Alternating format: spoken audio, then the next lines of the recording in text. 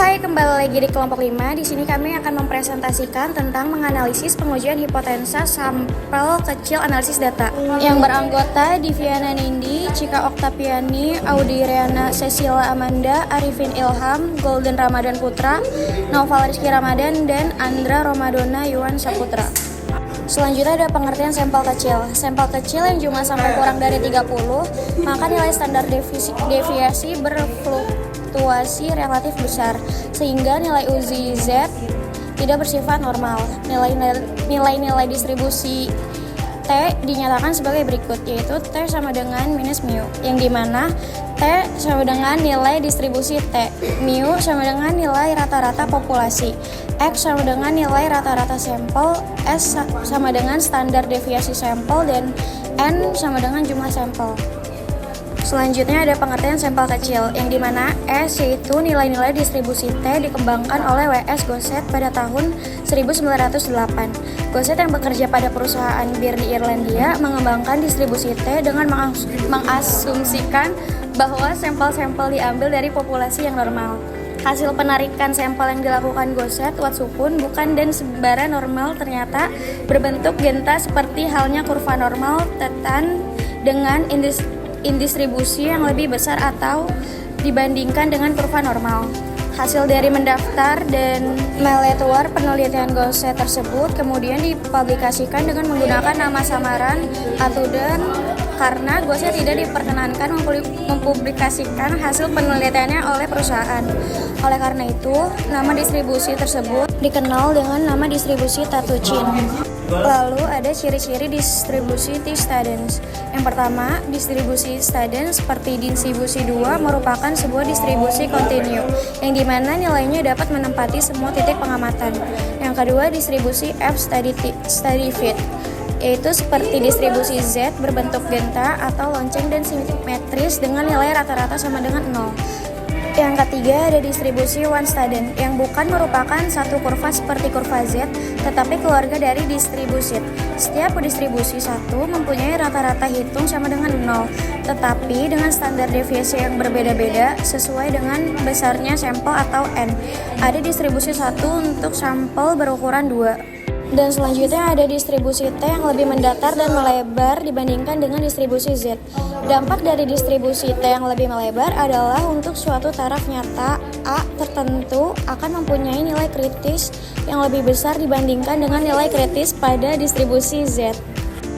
Untuk taraf nyata sebesar 5% dengan uji satu arah, maka nilai kritis pada distribusi Z adalah 0,5 min 0,005 yang hasilnya 0,450. Probabilitas 0,450 mempunyai nilai kritis 1,65. Sedangkan untuk mencari nilai kritis distribusi T diperlukan dua hal, yaitu taraf nyata dan derajat bebas V yang dimana N min T. Apabila digunakan taraf nyata 5%, uji searah dengan derajat bebas misalnya 29, atau N sama dengan 30, V sama dengan 30 min 1, yang diperoleh nilai kritisnya yaitu 2042. Selanjutnya menguji rata-rata hitung populasi, yang dimana A merumuskan hipotesa 0 dan hipotesa alternatif dan H. Yang pertama, hipotesis 0 adalah pernyataan yang menunjukkan tidak adanya hubungan atau efek antara variabel yang diteliti.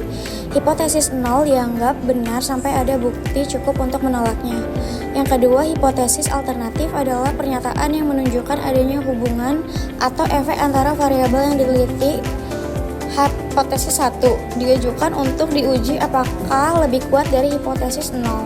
Dan yang ke B ada hipotesis IJ, yaitu menentukan taraf nyata apakah 1%, 5%, atau pada taraf lainnya, serta mengetahui titik kritis berdasarkan pada tabel Student. Yang pertama, taraf nyata atau mu. Taraf nyata level of significance adalah tingkat kesalahan maksimal yang kita toleransi dalam membuat keputusan menolak hipotesis 0. Yang kedua, titik kritis atau critical value, yaitu nilai pembatas untuk menentukan apakah hasil uji statistik signifikan. Nilai ini bergantung pada mu, derajat kebebasan atau DF, dan jenis uji satu sisi atau dua sisi. Titik kritis diambil dari tabel distribusi statistik, misalnya tabel T-Student atau uji T. C. Menentukan uji statistik dengan menggunakan rumus uji L, yaitu digunakan untuk menguji normalitas data dalam suatu distribusi. Ini bertujuan untuk memeriksa apakah data mengikuti distribusi normal yang sering menjadi asumsi dasar dalam analisis statistik. D. Menentukan daerah keputusan, yaitu daerah tidak K, menolak H, dan daerah menolak H. Dalam pengujian statistik, daerah keputusan adalah pembagian wilayah nilai uji statistik ke dalam. Yang pertama, daerah tidak menolak H. Nilai uji statistik berada dalam rentang yang tidak cukup ekstrim untuk menolak hipotesis nol. Yang kedua, daerah menolak hipotesis nol, yaitu nilai uji statistik berada di luar rentang kritis dan menunjukkan bahwa hipotesis nol harus ditolak. Dan yang terakhir, mengambil keputusan untuk menolak dan menerima dengan membandingkan nilai kritis taral nyata dengan nilai uji T, yaitu pengambilan keputusan dalam uji T dilakukan dengan membandingkan nilai uji T, yaitu hasil perhitungan statistik dengan nilai kritis T, atau dari tabel T-Student, berdasarkan taraf nyata dan derajat kebebasan. Selanjutnya, menguji selisih rata-rata hitung populasi. Untuk melakukan uji T, juga diperlukan penggabungan varians masing-masing sampel menjadi suatu penduga tunggal. Mengapa hal ini diperlukan? Hal ini diperlukan dengan kedua populasi pertimbangan, yaitu yang pertama ada kedua populasi memiliki varians yang sama, sehingga penggabungan semua informasi akan menghasilkan penduga yang baik. Yang kedua, varians akan menghasilkan varians tertimbang yang memperhatikan karakteristik kedua populasi. Dalam rangka penggabungan penduga tunggal, maka jumlah sampel masing sampel juga sangat menentukan nilai dari penduga tunggal.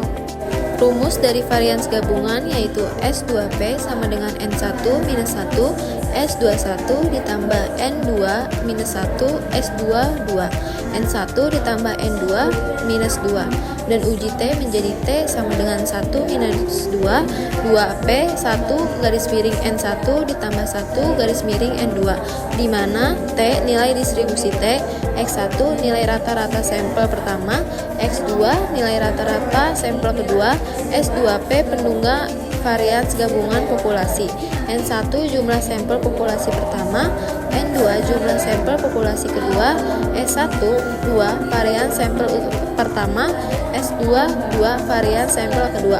Nilai pembagian pada varians gabung yaitu N1 plus N2 juga merupakan derajat bebas hubungan antara dua sampel, sedang untuk satu sampel derajat bebasnya adalah N1. Menguji hipotesa pengamatan berpasangan. Data yang sudah berpasangan tidak dapat dipisahkan untuk membentuk pasangan yang lainnya. Sebagai contoh, misalnya manajer SDM ingin melihat efisiensi dari dampak pelatihan, maka datanya berupa data pasangan, yaitu hasil sebelum pelatihan dari hasil sesudah pelatihan dan setiap orang. Uji hipotesa dimaksudkan apakah ada perbedaan antara sebelum dan sesudah pelatihan.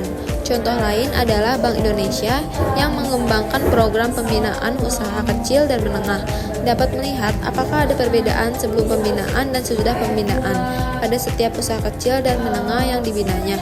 Bisa dilihat dari tabel di samping, yaitu ada efisiensi pelatihan SDM dan tabel pengembangan UKM BI. Uji statistik untuk pengujian hipotesa data berpasangan dinyatakan sebagai berikut.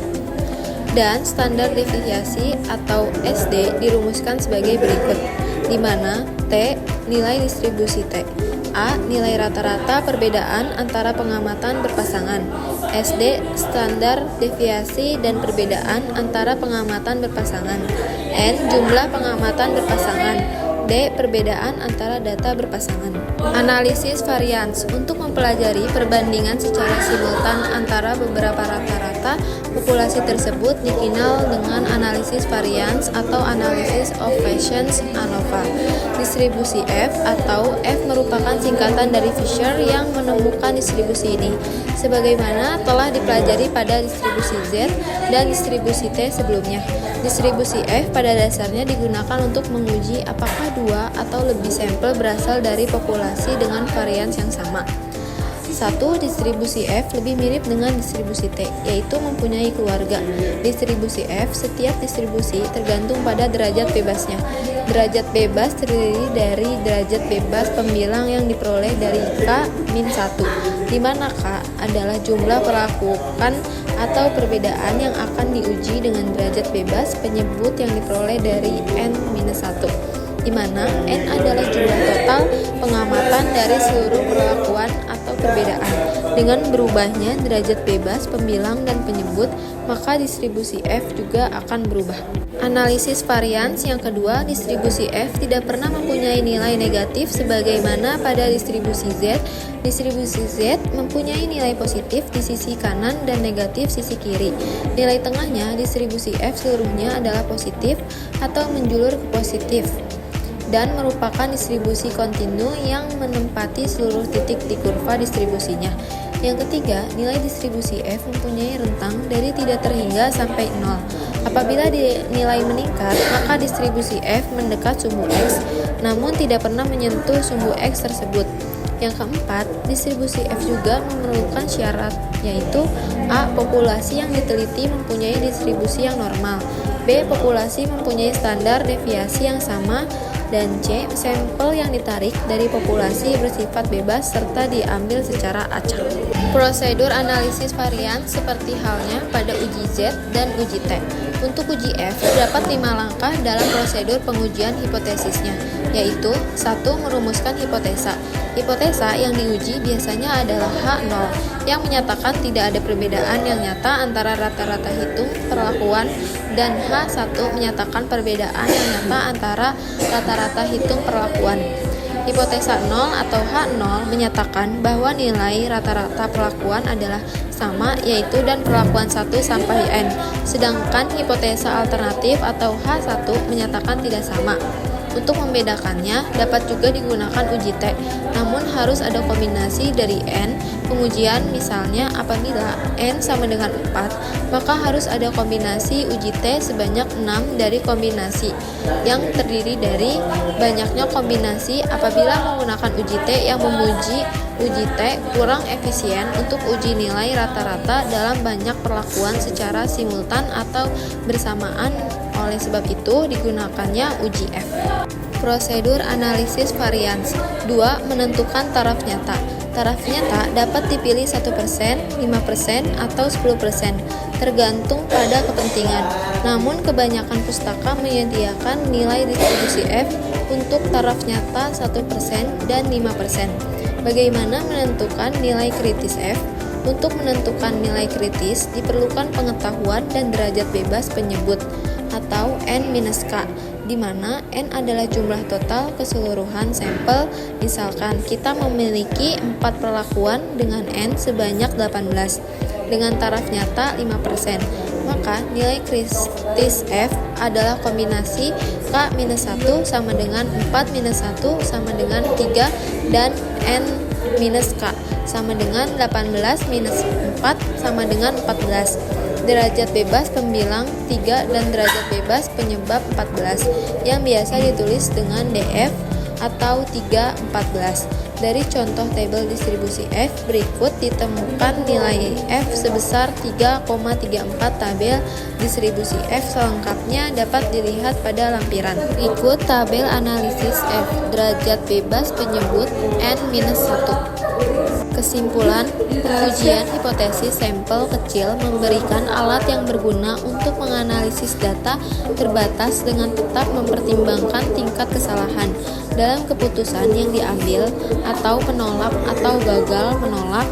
H0H 0H0 memberikan panduan apakah efek yang diharapkan benar-benar signifikan atau hanya kebetulan statistik. Namun, hasil harus diinterpretasikan dengan hati-hati, terutama jika asumsi distribusi normal tidak terpenuhi.